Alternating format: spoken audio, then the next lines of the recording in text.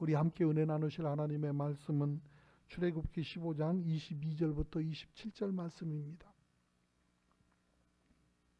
출애굽기 15장 22절부터 27절 말씀 함께 봉독하겠습니다. 모세가 홍해에서 이스라엘을 인도하며 그들이 나와서 수르 광야로 들어가서 거기서 사흘 길을 걸었으나 물을 얻지 못하고 마라에 이르렀더니 그곳 물이 써서 마시지 못하겠으므로 그 이름을 마라라 하였더라. 백성이 모세에게 원망하여 이르되 우리가 무엇을 마실까 하매 모세가 야훼께 부르짖었더니 야훼께서 그에게 한 나무를 가리키시니 그가 물에 던지니 물이 달게 되었더라. 거기서 야훼께서 그들을 위하여 법도와 율례를 정하시고 그들을 시험하실세 이르시되 너희가 너희 하나님 나 야훼의 말을 들어 순종하고 내가 보기에 의를 행하며 내 계명의 귀를 기울이며 내 모든 규례를 지키면 내가 애굽 사람에게 내린 모든 질병 중 하나도 너희에게 내리지 아니하리니 나는 너희를 치료하는 야훼임이라. 그들이 엘림에 이르니 거기 물샘 12과 종려나무 70그루가 있는지라. 거기서 그들이 그물 곁에 장막을 치니라. 아멘. 주신 말씀 본문에서 인생의 문제를 만날 때라는 제목을 가지고 함께 은혜를 나누겠습니다. 다 같이 해보겠습니다. 인생의 문제를 만날 때. 아멘. 사람들은 삶의 문제가 다가오면 그것을 큰 어려움으로 또 괴로움으로 여깁니다. 그렇지만은 실제로 문제가 다가온다고 하는 것은 좋은 것입니다. 왜냐하면 문제를 가지고 있다고 하는 것은 내가 아직 죽지 않았다는 것입니다. 내가 살아있다고 하는 증거가 됩니다. 살아있다고 하는 것은 아직 내게 기회가 있다고 하는 것을 말합니다. 오늘 또 교회에 있다 보니까 어떤 분이 급하게 내려왔어요. 그래서 목사님, 저희 둘째 언니가 위급한 상황인데 아직 예수님을 알지 못해서 목숨을 거두기 전에 영접 기도를, 결심 기도를 할 수 있도록 하기를 원한다고. 그래서 같이 중환자실로 갔는데 아니나 달라요. 뭐 출입할 수가 있나. 그래서 이래저래 해서 이러저러 해서 그렇다고 사정사정하니 두 사람만 들어오라고 그래서 또 허락을 받고 어렵게 들어갔는데 거기 가니까 환자 옆에도 갈 수가 없어요. 또 문이 있어. 그 안에까지는 들어갈 수가 없다는 거예요. 환자를 만나야 복음을 제시를 하든지 결심 기도를 하든지 안수를 하든지 뭐를 할 것인데 아무것도 할 수 있는 게 없어요. 그래서 그곳에 하나님 앞에 맡기는 기도를 드릴 수밖에 없었어요. 하나님, 제가 할 수 있는 일이 없습니다. 하나님이 맡아 주시옵소서. 가족들이 어쩔 줄 몰라 합니다.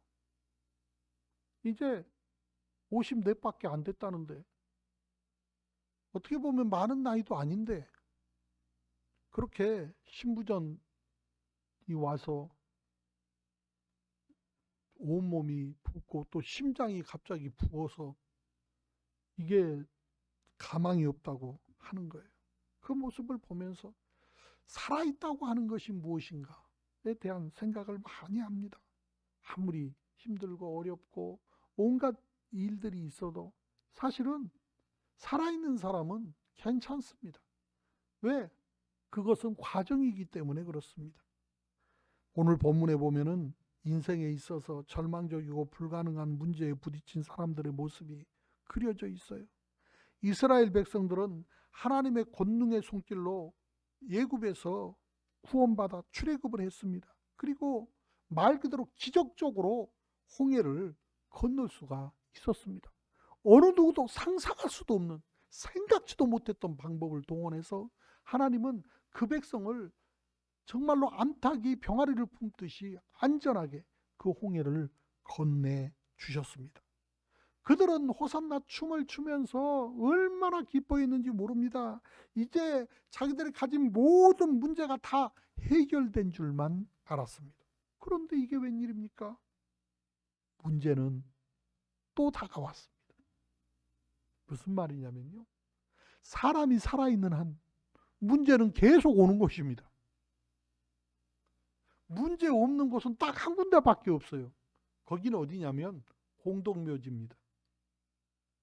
사람이 살아있는 한 항상 문제는 찾아옵니다. 이들은 홍해만 건너면 다 되는 줄 알았는데 홍해를 건너고 나니까 찌른 듯한 사막에서 사흘길을 가는데도 물을 얻을 수가 없는 거예요. 백성들은 갈증 때문에 견딜 수가 없습니다. 이것 때문에 백성들의 입에서는 오만과 불평이 터져나오기 시작합니다. 그 원성이 극에 달해서 이제는 돌로 쳐 죽일 지경이 됩니다. 사흘째 되던 날 어떻게 샘을 발견을 했는데, 이 샘물을 퍼서 마셔보니까 도무지 써서 이걸 마실 수가 없는 거예요. 그래서 그 이름을 쓰다 라고 하는 뜻으로 마라라고 붙인 것입니다. 갈증으로 고통스러워하던 그들은 이제는 절망에 빠지기 시작했습니다. 모세를 원망하고 정말로 대적하기 시작합니다. 모세가 무슨 죄가 있다고? 그래도 모세는 하나님 앞에 엎드려 기도하지 않을 수 없었어요. 이 백성을 버릴 수도 없고 또 이 문제를 해결할 수 없으니 하나님을 의지할 수밖에 없었어요. 그래서 하나님 앞에 엎드려 기도한 것입니다. 그때 하나님께서 응답하시기를, 물가의 한 나무를 가리키시면서 그 나뭇가지를 물에 던지라는 거예요. 그래서 그 나뭇가지를 꺾어 물에 던지자 기적같이 물이 달아졌습니다. 그래서 사람들이 모두 다 그 물을 마시고 갈증을 해소할 수가 있었습니다. 이 이야기는 마라의 쓴물 같은 이 세상을 살아가는 저와 여러분에게 많은 교훈을 주고 있습니다. 첫 번째로 하나님이 나의 자원이라는 것입니다. 우리는 좋으신 하나님을 삶의 절대적인 자원으로 삼아야 합니다. 오늘날 너무나 많은 사람들이 돈만 있으면, 직장만 튼튼하면 어떻게 하든지 입신 출세를 위해서 발버둥을 치면서 그런 것들을 삶의 자원으로 삼고 살아가고 있습니다. 그렇지만 이러한 것들은 결국 아침 안개가 흩어져 사라져 버리는 것처럼 한순간에 언제 그랬냐는 듯이 사라져 버립니다. 하지만은 아무리 세월이 흐르고 상황이 변해도 고갈되지 아니하는 삶의 온천이 있는데, 바로 그것은 다름이 아닌 우주 만물을 창조하시고 조성하신 전지전능하신 하나님입니다. 저와 여러분이 하나님의 영 성령을 마음 가운데 모셔드리고 하나님 아버지를 삶의 온천으로 삼고 살아가게 되어지면 어떤 부정적인 상황에 처한다 할지라도 언제나 긍정적인 답을 얻을 수가 있는 것입니다. 마라의 쓴물이 달게 된 것은 모세가 지혜로워서 그렇게 한 것이 아닙니다. 나무가 특별한 효능이 있어서 그런 것도 아닙니다. 이것이 바로 하나님의 지시에 의한 것이었습니다. 하나님께서 하신 것이지 나무의 효능 때문도 아니고 어떤 모세의 특별한 지혜나 재능이나 어떤 힘이 있어서 그런 것이 아니라는 것입니다. 이렇듯 모세가 하나님 앞에 기도드린 다음에 하나님께서 주신 그 말씀대로, 그 지시한 대로 순종하게 되어졌을 때 도저히 불가능해 보였던 문제가 해결된 것입니다. 그렇기 때문에 저와 여러분은 가정과 생활과 사업 가운데 항상 하나님을 삶의 온천으로 삼아야 하는 것입니다. 두 번째로 더 나은 삶의 기회라는 것입니다. 우리는 언제나 문제 속에서 더 나은 삶의 기회가 숨어 있다고 하는 사실을 믿어야 합니다. 우리에게 문제가 생길 때 그 문제를 믿음으로 소화해버리면 그 문제는 오히려 저와 여러분의 삶을 더욱더 좋은 삶으로 이끌어주는 위대한 복으로 변화되어지는 것입니다. 이것은 이스라엘의 위대한 그 지도자였던 여호수아와 갈렙이 취한 태도에서 잘 나타나 있습니다. 여호수아와 갈렙은 가나안 땅을 정탐하고 나서 그곳이 초롱성이라고 하는 사실을 알았어요. 이 초롱성인 이 여리고 또 거대한 아낙 자손들, 그 사람들을 봤어요. 느꼈어요. 체험했어요. 또 이 사람들이 얼마나 말이 좋아서 정탐꾼이지 얼마나 어리버리했던지 들어가자마자 여리고에 있는 사람들이 다 알았어. 이 사람들이 왔다고. 무슨 그런 간첩들이 다 있어. 이 간첩은 몰래 다녀야지 강구하고 돌아다니면 어떻게? 그렇게 어리버리한 사람들이. 그러니 간담이 서늘하지 않았겠어요? 여호수아나 갈렙이라고 해서 별달랐을까요? 그렇지 않아요. 객긴 독긴 거기서 거기지 뭐 다를 게 뭐가 있어요. 다만 차이가 있다면 그들은 하나님의 말씀 따라서 오늘 이 자리까지 나왔으면서도 그 말씀을 잃어버렸다는 거예요. 그러나 여호수아와 갈렙은 오늘 이곳까지 내가 나오게 된 것은 하나님의 말씀에 순종해서 그 말씀에 이끌려서 이 민족이 출애굽을 할 수 있었고 홍해를 건널 수 있었고 이처럼 이곳에 도달할 수 있었다고 하는 사실을 기억하고 있었기 때문에 하나님께서 뭐라 하셨는지 그 말씀을 마음에 품고 있었기 때문에 언제는 내가 능력이 있어서 했냐, 언제는 내가 힘이 있어서 이겼냐, 하나님이 이끌어 주셔서 오늘 내가 여기 있을진데 하나님이 그 땅을 내게 주신다고 하셨으니 그것은 내 거다. 그들은 우리의 밥이다. 그 앞에서 우리는 내가 봐도 메뚜기 같은데 그들이 보는 눈에는 메뚜기 같지 않았겠느냐. 그 메뚜기 사상을 가진 모든 사람들 앞에서 담대하게 그들은 우리의 밥이다라고 선포할 수 있었던 믿음을 보게 되어집니다. 이것이 중요한 것입니다. 똑같은 상황, 똑같은 조건에서도 보는 시각에 따라서 전혀 달라진다고 하는 사실을 발견하게 되어집니다. 오늘 저와 여러분은 무엇을 보고 있습니까? 무엇으로 세상을 사십니까? 내가 바둥거리고 애쓰고 힘쓰고 일찍 일어나고 늦게 누우며 바삐 오가서 수고하고 애쓴 것을 가지고 먹고 산다고 생각을 하십니까? 오늘 이 시간도 하나님의 은혜로 하나님께서 열어주신 복되고 귀한 새날, 하나님께서 내게 계획하시고 뜻하신 바대로 내가 주의 영광을 위해서 주의 인도함을 따라 오늘 또 기쁘고 즐겁게 살아가야지 하는 마음으로 살아가고 있습니까? 무엇을 얻었건 얼마나 가졌건 상관없이 전자는 불행한 사람이고 후자는 행복한 사람입니다. 사람이 뭐 때문에 삽니까? 한평생 한 세상 사는데 오늘 저와 여러분이 귀양 살아가는 거 보람있게 행복하게 살아야 할 것 아닙니까? 무엇을 먹을까 입을까 마실까 전전긍긍하며 살아가야 할 이유가 하나도 없습니다. 공중에 나는 새도 들에 피는 백합화도 하나님께서 다 먹이신다고 말씀하셨어요. 오늘 또 주변을 봐서 풀을 몇 개 이렇게 뽑는데 웬 놈의 진달래가 그렇게, 진달래가 아니지 민들레가 웬 놈의 민들레가 그렇게 잘 자라는지. 그런데 오늘은 민들레가 노랗게 꽃을 피웠는데 그렇게 이쁠 수가 없어. 내가 요새 좀 이상한 것 같아요. 쥐를 봐도 너무 이뻐서 못 잡고요.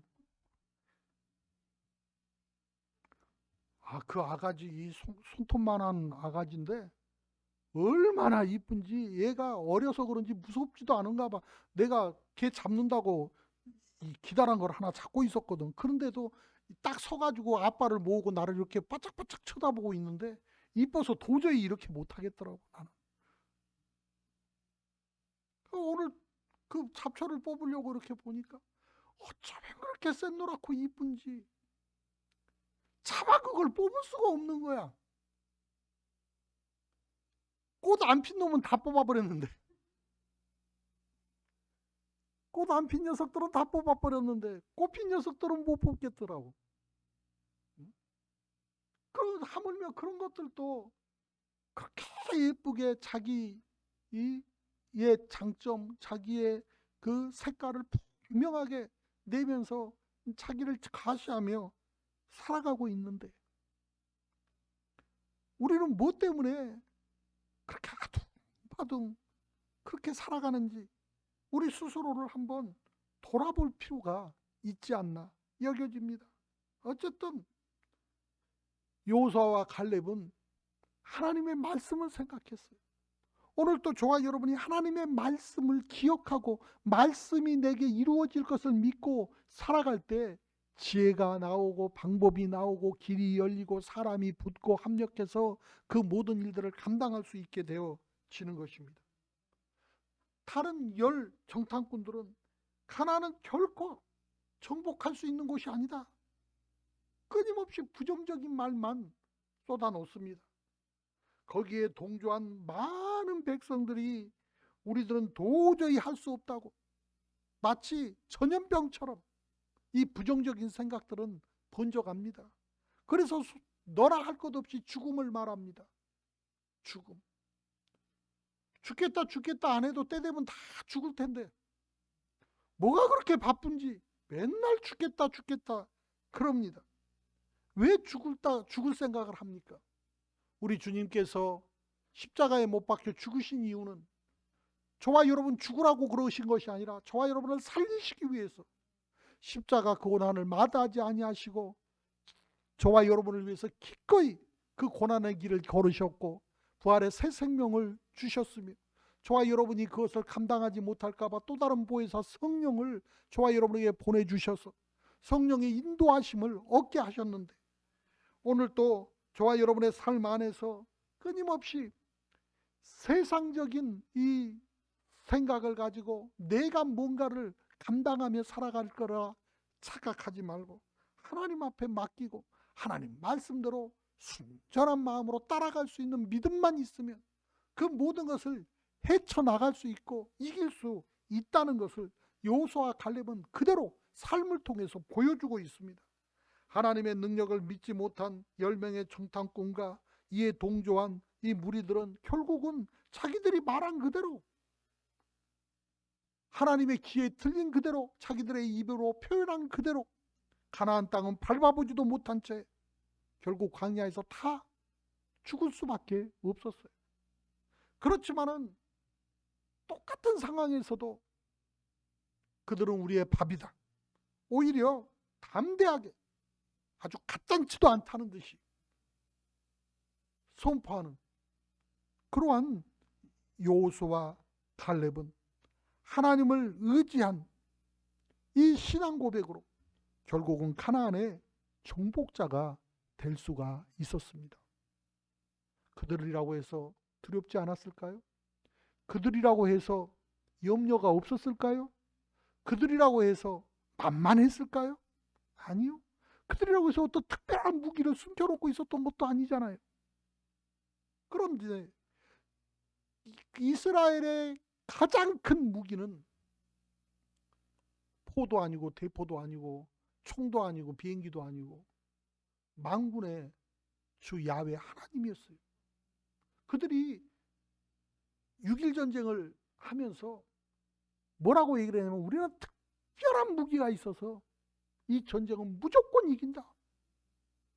전력으로 봐도 그렇고 군사력으로 봐도 그렇고 게임도 안 되는데 자기들 이긴다는 거야. 그러니까 이 사람들이 온체 머리가 좋은 건 알거든. 우리 모르는 사이에 뭘 만들어 놨는가 보다. 전 세계가 거기에 집중을 했었어요. 그리고 그들이 호언장담한 대로 6일 만에 그들은 전쟁을 승리로 이끌었어요. 그리고 기자들이 질문하죠. 그 무기가 대간절 뭐냐? 그랬을 때 국방장관이 꺼내든 게 뭔 줄 아십니까? 주머니에서 포켓 성경 하나를 꺼내놓은 이거다. 무슨 말이냐면 하나님께서 하신다는 거예요. 하나님께서 싸우신다는 거예요. 우리가 뭔가를 하는 것이 아니라 하나님께서 하신다는 것을 믿었다는 거예요. 오늘 또 저와 여러분의 삶 안에 하나님이 하신다는 사실을 믿으시기를 주의 이름으로 축원해야 됩니다.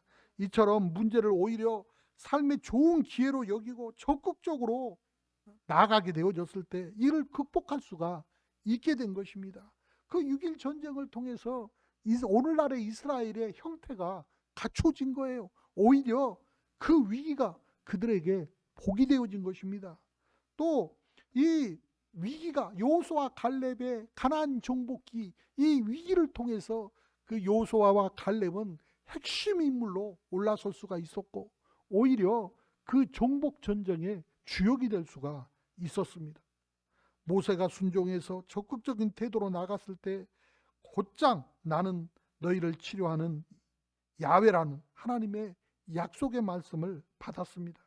그리고 그들은 엘림이라고 하는 곳에 이르러서 물샘 12 그리고 그 70그루의 종려나무가 있는 아름다운 오아시스에 장막을 치고 쉴 수가 있었습니다. 저와 여러분은 살아가면서 여러 가지 크고 작은 문제에 부딪힐 수밖에 없습니다. 그렇지만은 그 문제는 축복의 가면인 것을 깨달아야 합니다. 그 안에는 하나님의 은혜가 준비되어 있는 거예요. 그러나 저와 여러분 가면만 보고 물러서 버리고 포기해 버리면 결국 그것이 내 것이 될 수가 없습니다. 담대하게 믿음으로 그 거짓된 가면을 벗어 제껴 버리고 정말로 결국 믿음으로 선포하고 나아가면 하나님의 놀라운 복으로 그 문제가 바뀌어버리는 것입니다. 그렇기 때문에 우리는 문제는 반드시 해결책이 있고 더 나은 삶의 기회가 그 가운데 있다고 하는 사실을 믿고 담대하게 나가는 것입니다. 세 번째로 해답의 열쇠입니다. 우리는 문제의 해답이 가장 가까운 곳에 있다고 하는 것을 알아야 합니다. 기도하는 사람에게는 늘 해답이 눈에 보입니다. 그리고 해답은 딴 곳에 있는 것이 아닙니다. 늘 우리 가까이에 있어요. 우리가 목회를 할 때에도 신앙생활을 할 때에도 참 착각하기 쉬운 것이 저도 역시 그랬어요. 저는 어렵고 힘들 때 이 답이 멀리 있는 줄 알았어요. 내 힘, 내 능력 밖에 있는 그 어떤 것으로 여겼어요. 그래서 뭘 해볼 엄두가 나지 않는 거예요. 하나님 앞에 기도하다가 정말로 누군가 대단한 힘 있는 사람이 와서 이거를 도와주고 해결할 줄 알았어요. 그런데 그 일을 진행을 하다 보면 의외로 답은 가까이에서 와요. 가까이에서. 참 이번에 우리가 꽃부자가 됐어요. 꽃부자. 그렇게 참 저는 이번 부활절이 굉장히 행복했습니다. 왜 그러냐면 우리 성도들이 온체 감옥하신 분들이라 이렇다 저렇다 말도 안 하시기 때문에 나 혼자 고민을 많이 했거든요. 이걸 어떻게 해야 되나. 그랬더니 너도나도 하는 바람에 이렇게 꽃이 많아졌어요. 너도나도 앞다퉈서 하다 보니까 꽃을 사기는 샀는데 하나밖에 없다는 연락을 받았어요. 그래서 어떻게 하나 싶어서 하원을 하는 분을 알고 계신 분이 계셔서 그분 연락처를 좀 달라고 전화를 드렸더니 목사님 내가 여기 와 있어요 그러는 거예요. 그래서 내가 우리 교회 부활절인데 하얀 꽃이라도 좀 둬야지 강단이 너무 썰렁하고 그래서 좀 그렇다. 내가 엉성하게 뭘 만들어서 해놓기는 했는데 영 그렇고 좀 이렇게 분위기를 좀 바꿔야 되겠는데 꽃을 좀 구할 수 없겠냐고. 그러니까 목사님 잠깐만 기다리세요. 그리고 전화를 끊고 조금 후에 전화가 왔어요. 있다는 거야. 근데 문제가 생겼어. 코로나 때문에 외국인들이 일을 못해서 일손이 부족하다 보니까 농사 짓는 사람들도 그렇고 화훼농 그 농사를 하는 사람들도 그렇고 일손이 안 보태져서 상품이 없다는 거야. 그러니까는 배가 오른 것 같아요. 이게 한국에 20만 원이니까 배가 오른 거지. 그래서 그러면 두 개면 40만 원이잖아. 40만 원. 도저히 우리 형편으로는 뭐 할 수가 없어서 포기했어요. 포기. 저희하고는 안 맞는 것 같습니다. 나중에 또 연락 드리겠습니다. 그러고 끊었다고. 그분은 예수도 안 믿어. 예수 안 믿는 분이에요. 그 권사님하고 예수 안 믿는 하원 주인이 이렇게 해서 꽃을 보내줘. 꽃이 왔다는 거야. 보니까 그 하원 주인이 직접 이걸 들고 오셨어요. 얼마나 죄송한지, 얼마나 감사한지 전혀 생각지 못했어요. 답은 항상 가까이 있어. 왜 그 사람이 생각났는지도 모르겠어요. 난 다만 그 사람이 생각난 이유는 딱 하나예요. 우리 교회 이렇게 저렇게 할 때 그분이 와갖고 좀 도와주셨거든요. 내가 오남에 왔다고 그러니까 쫓아와서 살펴보고 이렇게 이모저모 좀 살펴주길래 내가 고마운 마음에 귀향에 뭐를 사야 되면 그 집에서 사야 되겠다 싶어서 사실은 은혜를 갚으려고 전화를 한 건데 또 은혜를 입게 된 거예요. 의외로 가까운 데에서, 다른 데는 돈이 있어도 돈이 없어서 못 샀다고 생각하지 마세요.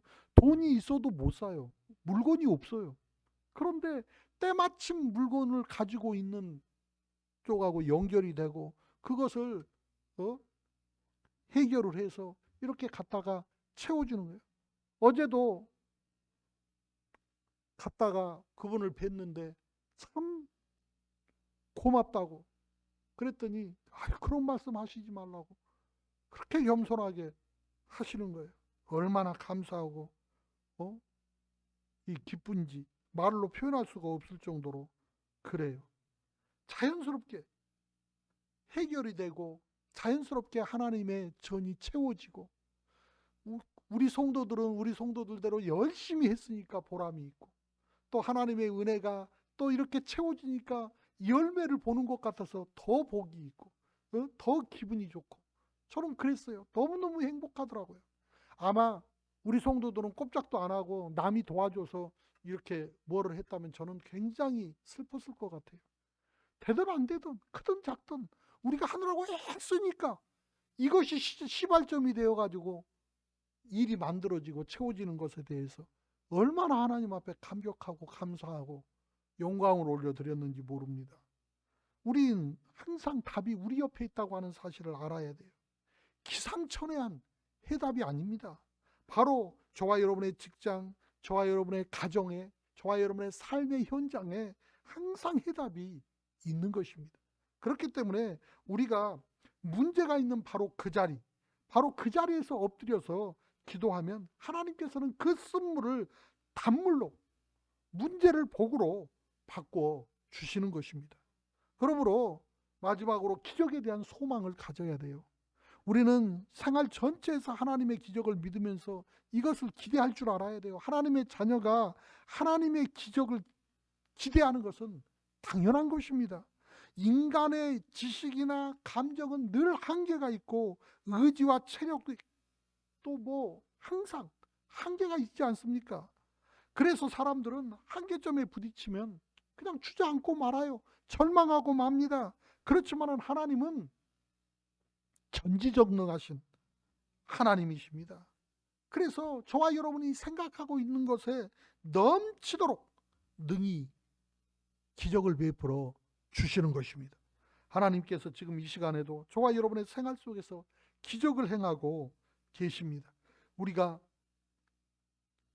저와 여러분이 그 기적을 기대하지 않기 때문에 낙심하고 뒤로 물러서는 것입니다. 오직 기적을 기대하는 사람에게 소망이 있어요. 요한복음 2장에 보니까 가나안 혼인잔치에서 포도주가 모자라는 일이 발생을 하죠. 그때 다른 사람들은 다 실망을 해요. 그런데 단 한 사람, 예수님의 어머니 마리아는 기적이 일어날 것을 믿고 예수님 앞에 나가서 구하는 것입니다. 그리고 예수님께서는 아직 때가 아니다, 분명히 거절을 했어요. 그렇죠? 때가 아직 아니다, 아직 내 때가 아니어서 안 된다고 그랬다고 분명히 그랬는데, 이 마리아 보십시오. 하인들을 불러서 준비를 시키는 모습을 봐요. 무슨 말을 하든지 이해가 되든지 이해가 되지 않든지 시키는 대로 해라, 시키는 대로 준비시키는 믿음. 내가 구하는 데에서 구했으니까 넉넉히 기다리고 있었던 것이 아니라는 거예요. 믿고 구했으면 행해야 돼, 행해야 돼. 그 길을 가야 된단 말입니다. 마리아는 예수님께서 분명하게 아직 내 때가 안 돼서 안 됐다라고 얘기를 했는데도 불구하고 주변 사람들을 단속하고 주변 사람들에게 가르치기를, 무슨 말씀을 하시든지 그대로 해라, 그렇게 말하지 않습니까? 믿음을 보여주는 거예요. 믿음을 행하는 거예요. 삶으로 옮겨내는 거예요. 내 삶으로 끌어당기는 거예요. 오늘 또 정말로 하나님의 은혜를 잡아당기기를 원합니다. 주의 생기로 저와 여러분의 삶을 채울 수 있게 되어지기를 원합니다. 이와 같이 믿음으로 행하여 나아갈 때 하나님의 역사가 일어납니다. 예수님께서는 물이 변해서 포도주가 되게 하심으로 모인 사람들의 풍성한 기쁨을 안겨줬습니다. 오늘날에도 예수님께서는 물로 포도주를 만든 것처럼 저와 여러분을 더 가치 있는 사람들로 만들 수 있습니다. 그렇기 때문에 예수님 믿는 사람들은 결코 절망해서는 안 됩니다. 절망할 수도 없고 절망해서도 안 돼요. 오직 좋으신 하나님을 삶의 근원으로 삼고 문제 속에 더 좋은 기회가 숨어 있다고 하는 것을 믿음으로 오히려 힘들수록 감사할 수 있어야 됩니다. 힘들수록 더 귀한 것을 바라볼 줄 아는 믿음이 있어야 합니다. 하나님의 기적을 믿으면서 해답은 항상 가장 가까운 곳에 있다고 깨닫고 믿음으로 기도하며 나갈 때 쓴물이 단물로 바뀌는, 쓴물을 단물로 만들어 주시는 하나님의 귀한 은혜를, 그 놀라운 능력을 체험할 수 있게 되어질 것입니다.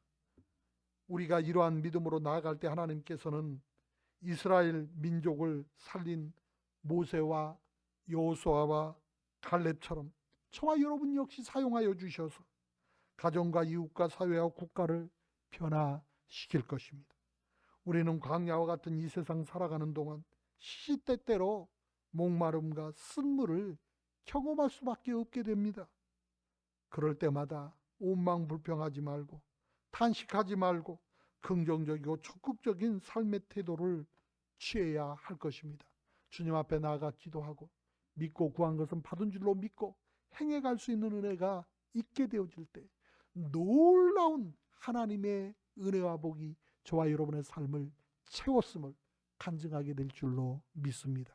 기도드리겠습니다. 전능하신 하나님, 하나님께서는 우리의 죄를 대속해 주실 뿐만 아니라 숱한 삶의 문제들을 복으로 바꿔주시는 분임을 믿습니다. 우리가 어떤 고난, 어떤 역경 가운데 있다 할지라도 문제를 능히 극복할 수 있게 하여 주시며 날마다 우리의 힘과 소망 되신 주님을 바라보면서 승리할 수 있도록 바람같이 불같이 생수같이 성령으로 임하셔서 내재하여 주시고 다스려 통치하여 주옵시며 하나님의 죄와 능력을 바라며 행하게 하여 주옵소서. 주 야훼 하나님의 거룩하신 뜻이 하늘에서 이룬같이 우리의 심령 안에서 삶의 현장 안에서 이루어질 수 있도록 은혜 베풀어 주실 줄 믿사옵고 주 예수 그리스도 이름으로 감사하며 기도드립니다. 아멘.